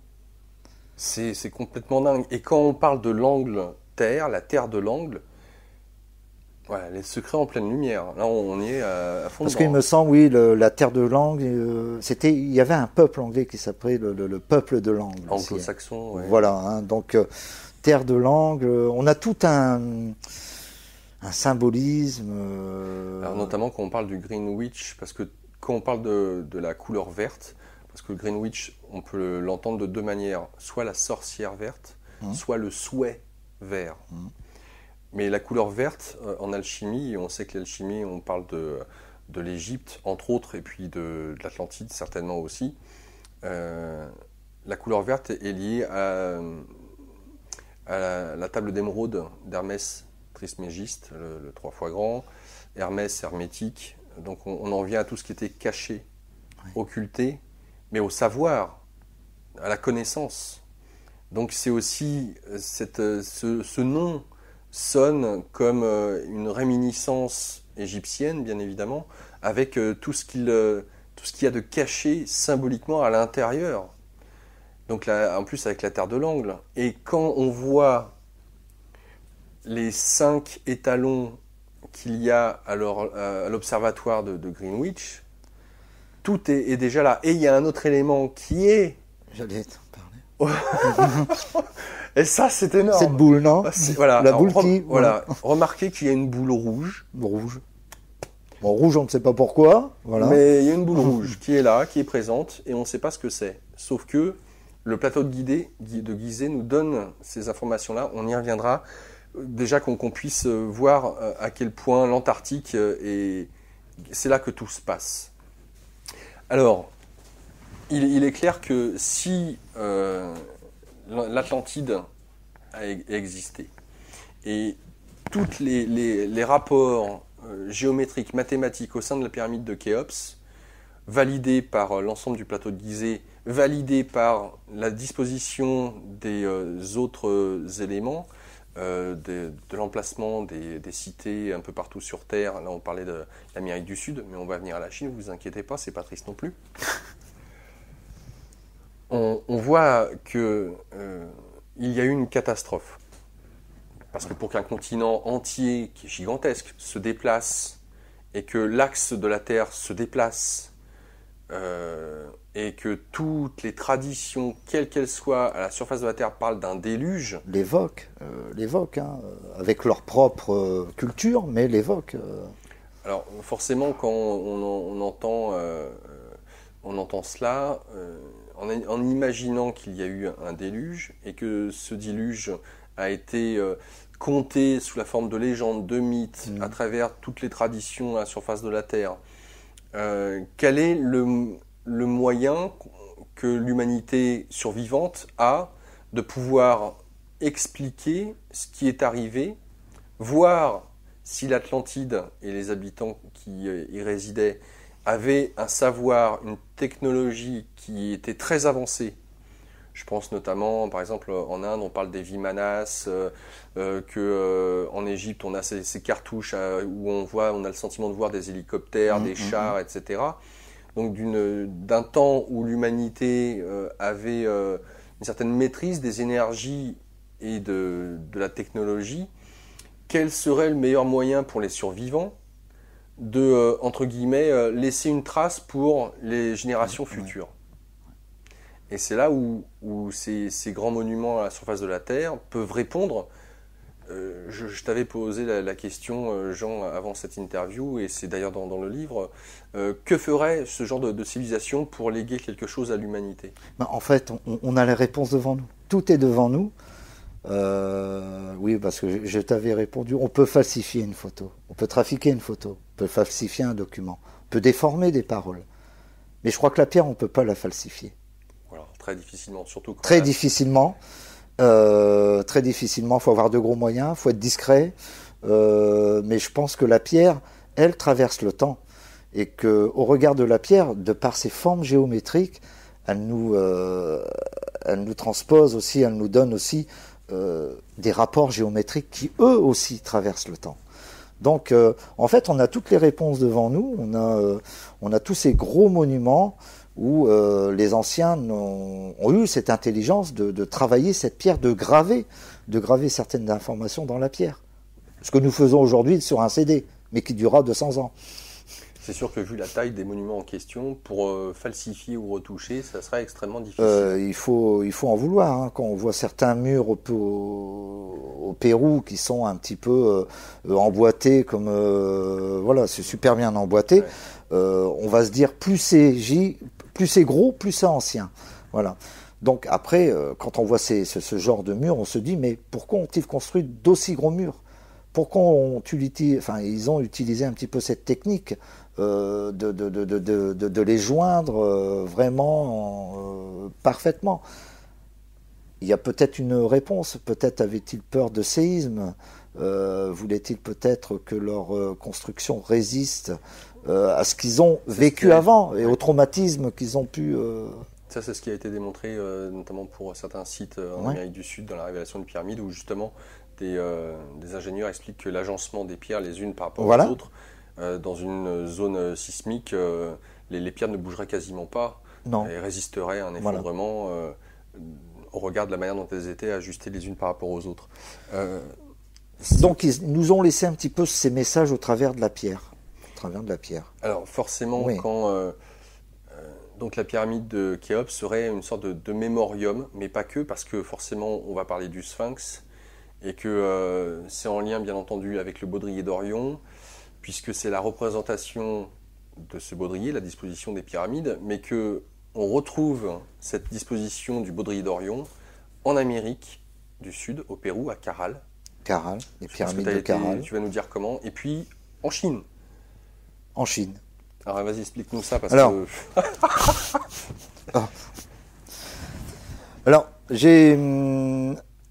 Pour cette corrélation que j'ai fait dont je parle dans le bouquin un petit peu, sur les pyramides chinoises. En fait, ce sont les plus grandes pyramides de la province de Xi'an. On les appelle les pyramides de Xi'an. Et il faut savoir que c'est par hasard où je suis tombé sur ces 3 pyramides et j'ai remarqué que ces 3 grandes pyramides avaient, à vue de nez, avait un petit peu la disposition de ce baudrier d'Orion, de cette ceinture d'Orion. Et il faut savoir que ces 3 pyramides en Chine sont une même distance de 7 km. Et à l'aide d'un logiciel, j'ai tout simplement reproduit un petit peu la corrélation d'Orion que j'ai posée, voilà, tout simplement, sur ces 3 pyramides. Mais j'ai surtout relevé sa longitude. Qui, en partant de Greenwich jusqu'au centre de cette ceinture vaut 108 degrés, 86 ou 65. Voilà. Et ensuite, je suis allé de l'autre côté, sur les pyramides, mais vraiment pratiquement au coin opposé, en Amérique du Sud, sur un site qui s'appelle les pyramides de Caral, que je ne connaissais pas du tout d'ailleurs. C'est d'ailleurs un des administrateurs, un ami Freddy Bourgeois, qui m'a fait découvrir ces pyramides. Et j'ai également remarqué que ces trois pyramides sur l'ensemble qui en comportent 6, il y en avait 3 qui également pouvaient avoir une corrélation avec cette ceinture, ce baudrier d'Orion. Donc j'ai répété la même opération et je me suis aperçu qu'il y avait également pratiquement une projection d'Orion au travers de ces 3 pyramides. Mais j'ai également relevé les coordonnées et c'est là où j'ai trouvé ça extraordinaire parce que finalement ces coordonnées, en partant de Gizeh, qui était avant le méridien d'origine 0, en se décalant sur les pyramides de Caral, j'avais exactement les mêmes coordonnées qu'en partant de Greenwich pour aller vers les pyramides de Xi'an. Et là, j'ai trouvé ça assez extraordinaire. Parce que j'avais, Alors, répète-nous le nombre de degrés. Alors, tu as fait deux rapports. entre donc l'ancien méridien. Alors on a l'ancien méridien et le nouvel ancien, on va donc, dire. Qui passe par le plateau de Gizeh. L'ancien avec Caral, on a 108, alors c'est 108,65. 108,65. Et je retrouve du méridien de Greenwich jusqu'au plateau de Xi'an. 108,65. Les deux. Alors, est-ce que en voyant ce chiffre, 108,65, est-ce que déjà ce chiffre vous parlait à toi et Jean? Alors il parlait à Jean parce que pour lui c'était déjà un rapport de proportion. Hein, qu'il avait déjà vu ailleurs. Qu'il avait déjà vu ailleurs. Et ce 108,65, bon bien sûr, on peut l'arrondir à 1,09. D'ailleurs il en parle dans son livre. Hein. Donc c'est un rapport de proportion.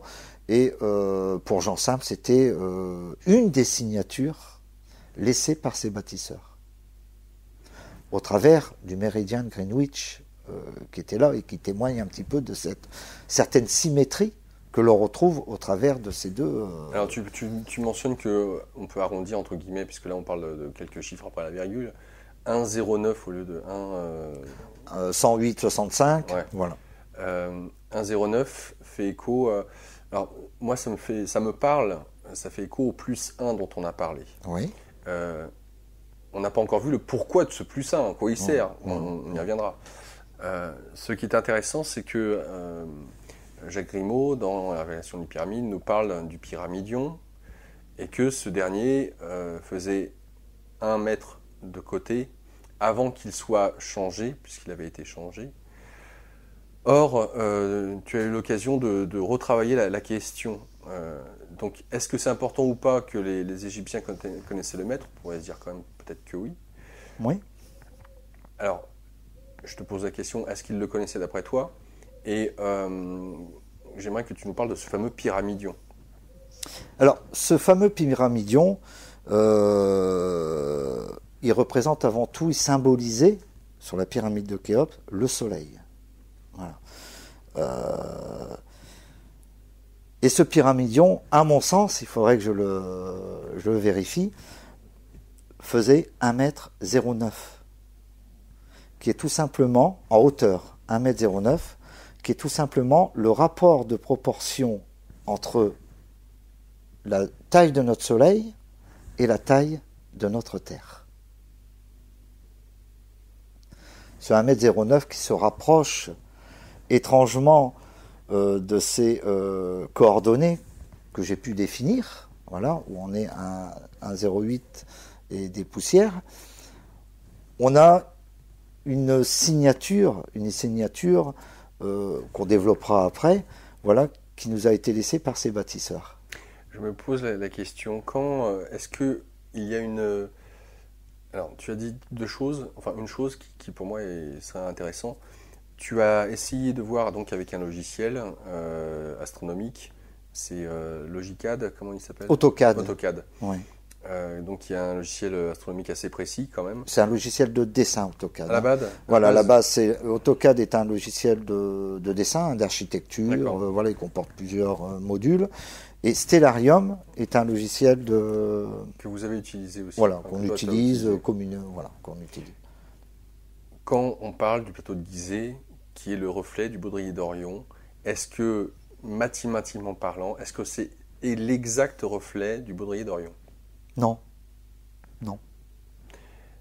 Et tu as pu faire la même chose donc avec les pyramides de Xi'an. C'est pas tout à fait, mais enfin là on est à... C'est pas tout à fait la même chose. On aura toujours un petit écart sur une étoile ou sur une autre. Hein. Tout dépend de quel axe on utilise. Mais sur ces trois représentations, aucune représentation n'est parfaite. Il y a la seule représentation qui est parfaite actuellement, c'est la constellation du Cygne. Ça tombe pile poil dessus. Aujourd'hui, mais il faut savoir que j'avais fait un petit travail dessus, il faut savoir que si on remonte 9000 ans en arrière, la constellation du Cygne n'a plus rien à voir avec les trois projections de Gizeh, des étoiles. Hein. Donc tu veux dire par là que les constellations donc, que l'on voit avec les milliers d'années, ça bouge infinitésimalement, mais ça bouge quand même suffisamment pour que la position des étoiles au sein de la constellation les unes par rapport aux autres. Alors on appelle ce mouvement le mouvement propre des étoiles, qui dit que d'un observateur, plus l'étoile va être éloignée, plus son mouvement sera imperceptible. Ah oui. Mais son mouvement peut être aussi bien de côté, tangentiel, ou en profondeur de champ. Voilà. Pour la constellation du Cygne, il faut savoir que les étoiles sont très très proches. Donc le mouvement propre sera d'autant plus important. Voilà. C'est pour ça que si aujourd'hui cette constellation colle parfaitement avec les étoiles, enfin les trois pyramides de Gizeh, il faut savoir que 5 ou 6 000 ans en arrière, elles étaient déformées, n'avaient pas cette position. Par contre, les étoiles de la ceinture d'Orion, étant beaucoup plus éloignées, elles sont à peu près à 900 années-lumière, tandis que ceux de la constellation du Cygne sont à 170 années-lumière, on aura un mouvement propre, mais qui sera beaucoup moins prononcé. Donc, sur 10 000 ans, il se verra beaucoup moins. J'allais te poser la question, suite à cette constatation que ces trois sites, parce que même pour le plateau de Gizeh, le rapport avec la constellation d'Orion, il y a un léger décalage. Il y a un léger décalage qui se situe sur la pyramide de Mykérinos. D'ailleurs, j'en profite, si je peux, inviter les auditeurs à se rapprocher des travaux de M. Vermar, qui traite admirablement de cette décomposition mathématique qu'on peut observer sur ce plateau. D'ailleurs, tu m'as fait part hors antenne d'un jésuite qui a écrit un texte, tu t'en as pas parlé, en tant qu'affaire. Oui, on va en parler. Parce que des jésuites, il y en a eu beaucoup. Ce sont des érudits, ils savent beaucoup de choses. Un nom bien particulier aussi. Alors, il faut savoir, on l'a évoqué tout à l'heure, Verber, qui a dessiné une des cartes chinoises, était lui-même jésuite. Il a vécu en Chine. Il y a un autre jésuite qui est très connu, nous le connaissons parce qu'on cherche un petit peu à en savoir un petit peu plus sur lui, c'est le père Kircher. Voilà. Le père Kircher qui a vécu au XVIIe siècle et qui a fait une représentation du plateau de Gizeh. En fait, c'est une allégorie du plateau de Gizeh au travers du paysage de l'Aude. De l'Aude où se trouve le célèbre Rennes-le-Château. Entre autres, la légende de Rennes-le-Château. D'accord. Voilà. Donc, il y a toute une histoire, il y a tout un codage. Ces personnages ont tenté de nous transmettre un savoir qui est peut-être devant nous, mais que nous avons du mal à décoder.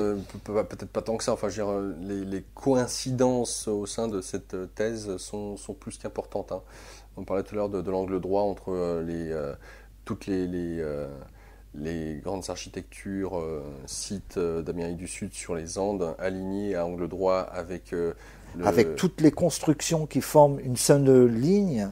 Et ces constructions, je les remonte même sur des pyramides qui s'appellent les pyramides de Tucum, qui sont vraiment à l'ouest du Pérou, où les pyramides de Tucum sont également pratiquement alignées avec toutes les constructions boliviennes, parce qu'on passe aussi par la Bolivie.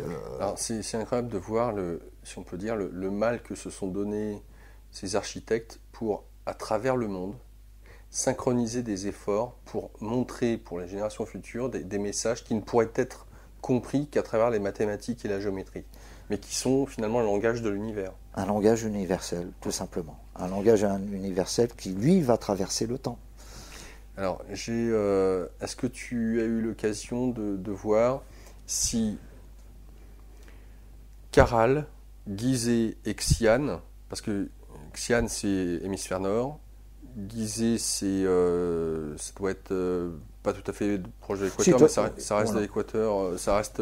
Il est à 30 degrés, alors Caral est en dessous de l'équateur, à moins 11 degrés de latitude. Et est-ce qu'il y a une ligne droite entre ces différents sites? Ou alors, est-ce qu'il y aura une représentation du Baudrier? Parce que là, on parle de 3 sites, là, quand même. On parle de 3 sites. Alors, je ne me suis du pas encore Baudrier penché d'Orion. aujourd'hui parce que s'il y a une représentation du Baudrier, il est bien évident que le Baudrier, par rapport à l'un à l'autre, est un petit peu Décalé aussi. décalé à l'envers. Hein. Donc, est-ce que là, de ce côté, il n'y aurait pas un enseignement je sais pas si- astronomique à en tirer ou voilà. Mais je me suis pas encore penché sur D'accord, pour ça, je te pose sur la question de cette savoir si tu l'as fait ou pas. voilà. Ok. J'y ai pensé, Ouais. mais bon, c'est vrai qu'il faut reprendre ça Alors, calmement et voir un petit peu parce que bon, bien sûr. c'est bien de constater qu'il y ait différentes positions des baudriers, mais encore faut-il l'expliquer. Alors, Et oui. justement, alors, déjà, noter et essayer de retenir ce rapport qu'il y a entre Caral et plateau de Gizeh. Xi'an, Caral, Gizeh. Voilà, et Greenwich, qui donc ce rapport de 1,0600. Alors la longitude 184. est de 108, oui, Oui, c'est ça. 108,65 Voilà. de mémoire, Je te 108,65. De toute façon, ils ont la. Alors l'image, vous avez d'un côté 31 degrés 134 plus 77 500 et des poussières, ce qui vous donnera 108 degrés 65 en partant de Greenwich vers Caral et en partant de Gizeh pardon vers Caral et en partant de Greenwich en direction de Xi'an, vous aurez également 108,65. On a le même rapport. Cette symétrie, c'est cette symétrie qui est incroyable. Et cette symétrie, d'ailleurs, j'avais fait un petit plan aussi dans ce livre qui explique qu'au travers de cette symétrie, si on regarde la planète du pôle Nord, on retrouve également nos coudées ou la relation avec la coudée. Donc bon, il y a donc une implantation harmonieuse. En fait, c'est une implantation harmonieuse. Alors, puisqu'on parle du baudrier d'Orion et de Sirius, on n'a pas parlé de Sirius pour l'instant, mais on va y venir. Parce que, en tout cas, pour parler du baudrier d'Orion, et on a pu voir cette représentation pas tout à fait parfaite, mais qui joue vraiment à un cheveu. Hein, oui, elle est pas. Quand on en est au niveau de la planète à faire ce genre de choses, déjà chapeau. Chapeau de pouvoir faire d'une manière aussi précise ce genre de construction. Ce que l'on note, c'est qu'il y a ces fameux conduits dits d'aération au sein de la pyramide de Khéops. Que dans les années 90, il y a eu des explorations des conduits avec des robots à l'intérieur. Que parmi les conduits, comme les internautes peuvent le voir, certains ne vont pas jusqu'à l'extérieur. Non. Alors que d'autres vont ou s'approchent. Débouchent, on va dire, débouchent carrément sur les faces de la pyramide. Et qu'on a mis en lien le fait que... alors, on nous a balancé l'information comme si c'était une évidence, mais je vais te la poser. Est-ce que réellement les conduits vont en direction d'Orion, ou est-ce que c'est pas une lobby, un délire de se dire tiens, faudrait que ça colle avec Constellation, puisque le ciel bouge de toute façon. Oui. Et donc, ces conduits en direction de la ceinture d'Orion, de Sirius, et puis pour ce qui est de l'autre côté, on a de montrer la constellation du Draco avec deux de ses étoiles, Ursa Minor et Tuban. Voilà. En fait, pour résumer, au niveau de la chambre de la reine, on a deux conduits qui partent de chaque côté, qui indiquent une direction. Et dans la chambre du roi, nous avons donc deux autres conduits qui nous indiquent deux autres directions. Mais pour la chambre de la reine, ce sont les deux conduits qui ne vont pas jusqu'au bout.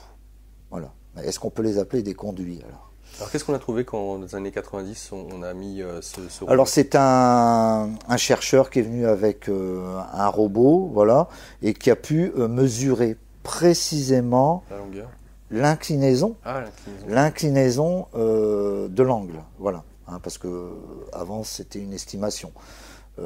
C'est donc la dernière mesure précise qu'on a de l'angle d'inclinaison de ces conduits. Voilà. Donc on a utilisé un petit peu le résultat de ces données, voilà, que j'ai comparé par rapport à mon relevé que j'ai fait sur plan à l'aide d'un logiciel, et on avait vraiment très peu de différence. Donc on part du principe que le relevé qui a été fait par ce chercheur est déjà bon, hein, et que les relevés, les mesures que j'ai prises sur mon plan coïncident aussi.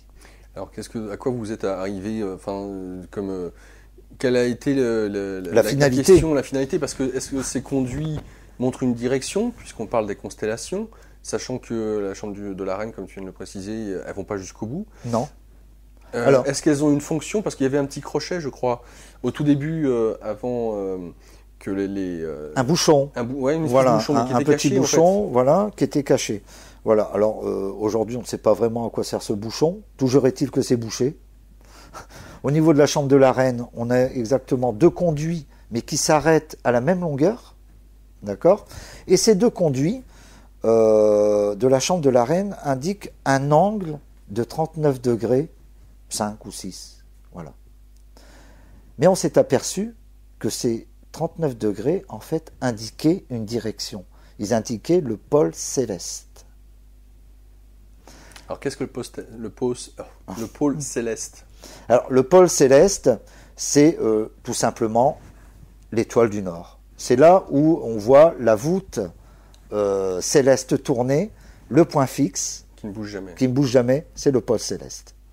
Mais est-ce que la direction donc des 2 conduits d'aération de la chambre de la Reine montrait les pôles? Parce qu'il y en a un à l'est et un à l'ouest. Oui. Donc il y en a nord-sud. Oui, enfin tout dépend de comment c'est. Voilà, nord-sud. Hein, on a nord-sud, c'est vrai, il faut savoir. Ouais. Alors, donc on a deux pôles célestes? Non, on a deux. Elles sont opposées, ces directions. Oui, mais elles sont, comment dire, si on se met sur l'ancienne position de l'Atlantide, qui se trouve à la latitude 40, sur l'Stellarium, tout au moins à ses coordonnées, eh bien on s'aperçoit que si l'on regarde le nord, le pôle céleste, en fait, à la 40e latitude, le pôle céleste aura un angle d'inclinaison de 40 degrés. Si vous êtes à 45 degrés de latitude, le pôle céleste se trouvera à 45 degrés. C'est de cette manière que les marins arrivent à se positionner en latitude sur la mer. Et c'est comme ça que Jean avait fait le rapprochement concernant l'indication de la chambre de la Reine. Si on la déplie en miroir, il indique le pôle céleste à l'altitude moins 40 avant déplacement. D'accord, donc si on a cette vision du passé, puisque la chambre de la Reine, c'était avant le basculement de la Terre sur son axe, et puis le déplacement de l'Antarctique, ça implique que on sait quel était le pôle céleste à une certaine période, parce qu'il se déplace ce dernier. Ouais. Et à quelle période on remonte si on a le pôle céleste avec les 2 conduits? Si on a les 2, vous parlez Laurent, tu parles du conduit de la chambre du roi ou de la Reine? La Reine, avant la catastrophe. Eh ben, il n'est pas fait justement, ce n'est pas fait pour dire à quelle année il remonte, mais c'est pour confirmer la position de l'Atlantide par rapport à son inclinaison. D'accord. Voilà. Autant pour moi. Voilà. En fait, la direction des pôles célestes, en effet miroir, sont faits dans cette théorie pour confirmer la position de l'Atlantide par rapport à la latitude où l'on va trouver, donc, où ça va conforter un petit peu l'inclinaison des pôles célestes. Alors pour la chambre du roi, pourquoi, dans ce cas-là, les 2 conduits vont, entre guillemets, jusqu'à l'extérieur et ne s'arrêtent pas en plein milieu comme pour la chambre de la Reine? Voilà, alors là c'est encore un grand mystère qui n'a pas encore été expliqué. Mais il a une théorie, genre? Oui, il a une théorie, mais dans la chambre du roi, on peut voir que les conduits ne sont pas symétriques. On a donc 2 angles différents. Un angle qui fait 45 degrés de mémoire et l'autre angle qui fait 39 degrés. Enfin, je n'ai plus les chiffres en tête. Mais il explique de cette manière qu'il y a eu un déplacement de 6 degrés par rapport aux angles constatés du pôle céleste de la chambre de la Reine. Un déplacement de 6 degrés. De 6 degrés. Qui nous ramène donc à une inclinaison de 30 degrés, qui, à cette époque reculée, l'inclinaison, je veux dire normale, était de 24 degrés. Il explique par la chambre du roi qu'il y a eu un décalage de 6 degrés par rapport à l'initiale. Alors, oui, c'est vrai que c'est pas évident. Là, je pense que je t'ai ressenti très, très compréhensif pour essayer de. Oui, on parle de différents degrés. Ouais. Et en même temps, donc là, on est encore dans ce rapport sur le fait que le ciel a changé dû au fait de ce décalage et que l'Antarctique, elle, s'est déplacée dû au fait de l'équateur. Voilà, bon, pour imager, vous avez une Terre qui est déjà inclinée, on va dire aujourd'hui elle est inclinée à 23 degrés et des poussières. Il faut imaginer, bon bien sûr, si vous allez avoir une Terre qui va lentement, sur 1000 ans, passer de 24 à 6 degrés, ça n'aura pas de grandes conséquences mécaniques. Voilà. Passer de 24 à 6 degrés à 30 degrés. Pardon, voilà, de 24 plus 6, 30 degrés. Il n'y aura pas, en fait, il y aura un léger basculement, mais il n'y aura pas, sur une très très longue durée, d'incidence. Ouais.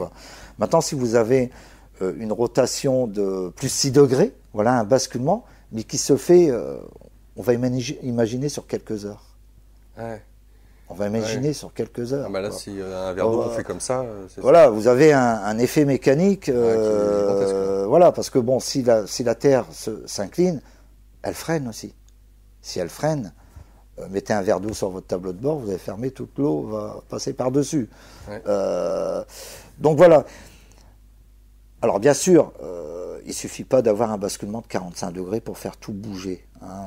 On ne connaît pas non plus tout sur la mécanique de la croûte terrestre. De la croûte terrestre. Bon, il est très difficile de savoir si un basculement soudain sur quelques heures, ce que ça provoquerait. Bon, c'est pas compliqué de s'imaginer que d'énormes masses d'eau seraient déplacées en même temps. Alors je parle bien sûr au conditionnel, une modification aussi de la croûte terrestre, avec un déplacement bien sûr aléatoire des continents, et qui expliquait un petit peu ce basculement de 6 degrés a une incidence sur le continent de l'Antarctique qui a basculé l'Amérique. Donc Jean explique au travers donc de ces angles définis par la chambre de la Reine, si on la déplie en effet miroir, si l'Atlantide avant déplacement était à 40 degrés, on aura forcément le pôle céleste à 40 degrés en azimut. Oui, bien sûr. Voilà. Ce que dit Jean, c'est que qu'importe où on se trouve à la surface de la Terre, ce pôle céleste bougera de toute façon. Si vous vous trouvez ici à Paris, si on a 45 degrés de latitude, dans Stellarium, le pôle céleste, vous le trouverez à 45 degrés de latitude. Donc peu importe où on se trouve à la surface du globe, le pôle céleste est un très bon moyen pour se repérer, pour définir la latitude. La latitude, c'est ça.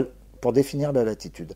Donc c'est ce qu'il avait développé dans sa théorie, en même temps que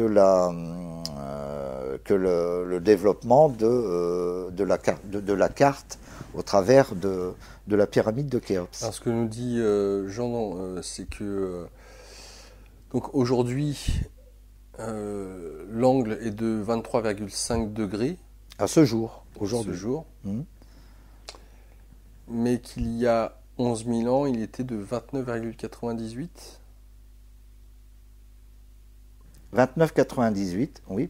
Pourquoi ? D'où les 6 degrés en question, c'est ça ? Voilà, plus les 6 degrés. Alors c'est vrai que aujourd'hui, les deux, j'ai parlé sans modification d'axe de rotation, pour bien comprendre. Ouais. Aujourd'hui, l'angle d'inclinaison de la Terre est de 23 degrés et demi. Ouais. Il faut savoir que cet angle selon des paramètres qui ne sont pas évoqués dans ce livre, parce qu'on appelle ça les paramètres de Milankovitch. Oui. Voilà. Milankovitch est tout simplement un scientifique qui a émis la théorie une théorie qui est d'ailleurs admise par la communauté scientifique et qui dit ceci, qui dit que l'angle d'inclinaison peut varier, de 22 degrés à 24 degrés, 2 ou 3, ou plus, un petit peu plus. Ça veut dire que si aujourd'hui l'angle d'inclinaison de la Terre est de 23 degrés et demi, en une époque reculée, il n'était pas de 23,5. En fonction de cette variation constatée par Milankovitch, il était de 24 degrés. L'angle d'inclinaison naturel de cette variation. Mais comme cette catastrophe s'est passée il y a 9000 ans, à ces 24 degrés, on rajoute les 6 degrés. D'accord. Voilà, parce que, bon, c'est vrai qu'en termes de chiffres, on parle de 23,5, 24, 29. Mais il faut comprendre aussi un petit peu ces quelques chiffres qui sont 23,5, 24 également évoqués, 24 évoqués, et 29,98 ou 30 degrés. 24 est donc l'écliptique, l'angle, l'obliquité, on appelle ça l'obliquité de la Terre. Il y a, on va dire 10 000, 11 000. Voilà. Donc en fait, c'est un phénomène cyclique expliqué par Milankovitch qui dit que la Terre est un balancier, voilà, où l'obliquité naturelle varie entre 22 degrés et un peu plus de 24 degrés. D'accord. Voilà. C'est juste pour donner une petite explication sur les chiffres qui sont donnés dans ce livre, parce que bon, on parle de 23 degrés et demi, on passe aux 24 degrés que je mentionne, que j'ai arrondi, aux 24 que j'ai mentionné sur les plans. Donc il faut savoir que ça fait partie des travaux de Milankovitch, et c'est admis aujourd'hui. Alors, la question que vous vous posez, c'est alors pourquoi les bâtisseurs ne nous ont-ils pas indiqué, grâce à la position d'anciens sites archéologiques, l'emplacement de cet équateur penché de 6 degrés? La réponse, tout simplement parce que les bâtisseurs ont voulu attirer notre attention sur le plan de l'écliptique et nous signifier que c'est lui qui a été modifié de 6 degrés. Cette étude scientifique datée du 24 juillet 2016 confirme le message transmis par les bâtisseurs il y a plusieurs millénaires de cela. Je cite, « Les angles entre les plans orbitaux sont inférieurs à 1 degré, ce qui est conforme à ce à quoi on doit s'attendre. Mais les angles que font ces plans avec celui passant par l'équateur du Soleil, plan de l'écliptique, soit d'environ 6 degrés. Et ça, ce n'est pas normal selon les mécaniciens célestes. Et ce n'est pas la Terre qui s'est inclinée de 6 degrés, c'est l'ensemble. C'est l'ensemble de notre système solaire. » Donc là, il y a eu une information capitale à donner. Ça implique quoi?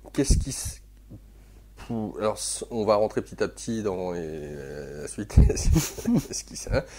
Mais qu'est-ce qui se passe pour que tout notre système solaire s'incline sur le plan de l'écliptique de 6 degrés? Il y a une quille, nous, il y a des quilles, et puis il y a une boule qui est arrivée dans ce... Il y a forcément, parce que le système solaire, notre espace, c'est avant tout, comme le disait Tesla, c'est magnétique, électrique. C'est comme si on va jouer au flipper, vous avez une boule qui va arriver dans notre système solaire, et qui va, un objet, on va parler de quelque chose qui va perturber l'ensemble. Et alors, comme tu viens de le préciser, puisqu'on parle de magnétisme ou de gravitation, même si certains aujourd'hui contredisent cette gravitation, en tout cas pour juste mentionner l'électrique et le magnétique, s'il y a un objet qui rentre dans le système solaire, juste ne serait-ce que par sa force magnétique, vu que tout est en lien, va générer des perturbations sur l'ensemble du système solaire, sur toutes les planètes et bien entendu le Soleil. Et c'est là où on va aborder la deuxième partie. Et nous vous disons tout de suite dans la deuxième partie.